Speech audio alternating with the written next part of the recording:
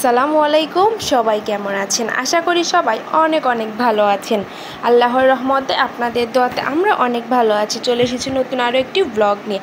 আজকের ব্লগটি শুরু করছি সকাল থেকেই। এখন বাজে সকাল 10টা। তো আজকে আমি নাস্তা করে নিয়েছি। এখন আমি রুমগুলোকে আজকে গুছিয়ে নেব, তারপর রান্না করতে যাব। এই জন্য আমি বিছানার চাদরটা উঠিয়ে নিলাম। এখন এটা ঝেড়ে পেরে নেব। এই তো রুম গুছানো হয়ে গেছে। পর্দাটাও খুলে দেব, না হলে আলো বাতাস কিছুই আসবে না রুমের মধ্যে। তো এই তো জানলাটা খুলে দিলাম। আর বাহিরে অবশ্য কিছুই দেখা যায় না, দেখেন কিছুই দেখা যায় না। তো আর এইদিকে দেখেন মাম্মা এখানে কি করছে, খেলাধুলা করছে। তো চলে আসলাম রান্নাঘরে। আর এদিকে কালকে রাত্রে আপনাদের ভাইয়া মুরগি এনেছিল, সেটাই এখন আমি কেটে নেব, কেটে পরিষ্কার করে নেব। আর এদিকে কিছু শাক এনেছিল, দেখেন শাকের কি অবস্থা হয়ে গেছে। শুধু রাতটুকু ছিল তাই এমন হয়ে গেছে। এখন এগুলো এখন বাছতে হবে, বেছে আজকে শাক ভাজি করব। এই তো চিকেনটা আমি কেটে নিয়েছি, এখন শুধু পরিষ্কার করে একটু ধুয়ে নেব। দেখেন সবজিওয়ালা মানুষকে কিভাবে ঠকাচ্ছে, এটা কোনো কথা? পুরোটাই নষ্ট। এখানে আমি শাকটাও বেছে নিয়েছি। 2 মুঠা শাক নিয়ে এসেছিল, কিন্তু দেখেন কতখানি হয়েছে, পুরোটাই ফেলে দিতে হয়েছে। এই কয়টাই ভালো ছিল। সবজিওয়ালারা কিভাবে যে মানুষকে ঠকায় তা বলে বোঝানোর মতো না। আর এদিকে চিকেনটা আজকে আমি ভেজে রান্না করব, এর জন্য চিকেনটা পরিষ্কার করে নিয়েছিলাম। তার মধ্যে দিয়ে দিলাম হলুদ, তার মধ্যে দিয়ে দিয়েছি মরিচের গুঁড়া, আর সাথে দিয়েছি লবণ দিয়ে একটু মেখে রেখে দেব। তারপর আমি একটু ভেজে নেব।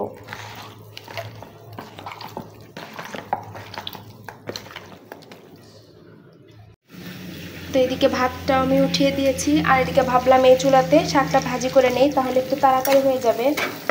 এর জন্য শাকটাকে এখানে ভেজে নেব। এখানে পেঁয়াজ, কাঁচামরিচ, রসুন দিয়েছি, দিয়ে একটু ভেজে নেব। শাকটাও আমি ধুয়ে রেখেছি, শুধু দিয়ে দেব।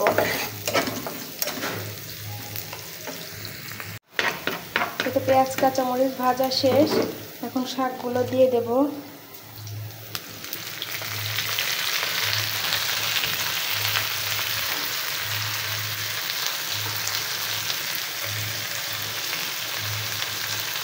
সাথে এর মধ্যে একটু লবণও দিয়ে দেবো।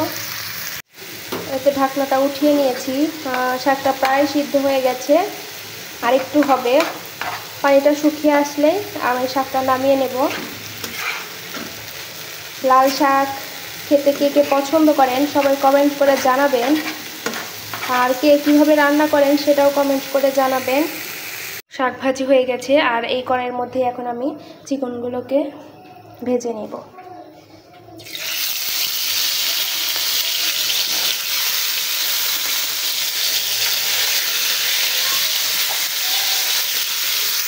এই তো রান্নার আর কোনো ভিডিও করতে পারিনি। তো এই তো আমার চিকেনের ফাইনাল লুক। কেমন হয়েছে সবাই কমেন্ট করে জানাবেন। আপনারা তো আর অবশ্যই খেতে পারবেন না, শুধু দেখেই বলতে হবে কেমন হয়েছে, সেটা একটু কমেন্ট করে জানাবেন। তো এখন মাম্মাম ভাত খাবে, 1টা বেজে গেছে। আপনাদের ভাইয়ার আসতে একটু লেট হবে, এই জন্য মাম্মামকে একটু ভাত খেতে দেব। ভাতটা বেড়ে নিয়েছি, এখন তরকারি দিয়ে দেব মাম্মামকে। আর মাম্মাম তো লেগ পিস ছাড়া খেতেই পারে না, ও লেগ পিসটা খুবই পছন্দ করে, এই জন্য ওর জন্য লেগ পিস। আর দিয়ে দিলাম আলু, এটুকু দিয়ে ওর খাওয়া হয়ে যাবে।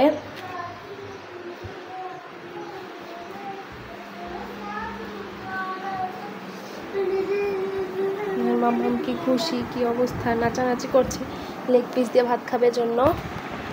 বসো। তো এইদিকে মামামের খাওয়া তো শেষ করে আপনাদের ভাইয়াও চলে এসেছে। এখন আমরা দুপুরের খাবারটা খেয়ে নেব। এদিকে আপনাদের ভাইয়াও খাচ্ছে, আর আমি এদিকে খাবারটা নিয়ে খেয়ে নেব, খেয়ে একটু ঘুমাবো। আর এই তো ঘুম থেকে উঠে সন্ধ্যার সময় মামাম বলছিল পাস্তা খাবে, এই জন্য এখানে আমি পাস্তা বের করে নিয়েছি, আর পেঁয়াজ কাঁচামরিচ কেটে নিয়েছি, সাথে 2টো ডিম বের করে নিয়েছি, আর ম্যাগি মশলা এই মশলাটা বের করে নিয়েছি। এখানে পানিও গরম বসিয়েছি, আর এদিকে সিদ্ধ করা হয়ে গেছে।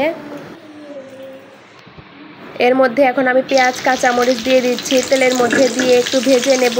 ভেজে নেওয়ার পর এর মধ্যে ডিম দিয়ে দেব।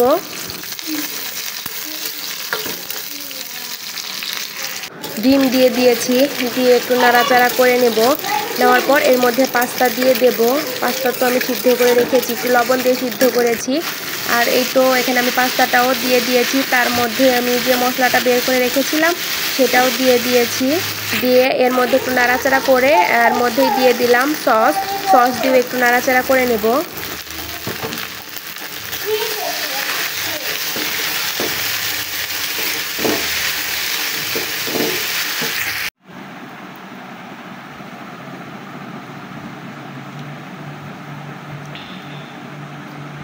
পাস্তা রান্না করা শেষ, এখন আমি আর মাম্মা মিলে পাস্তাটা খেয়ে নেব।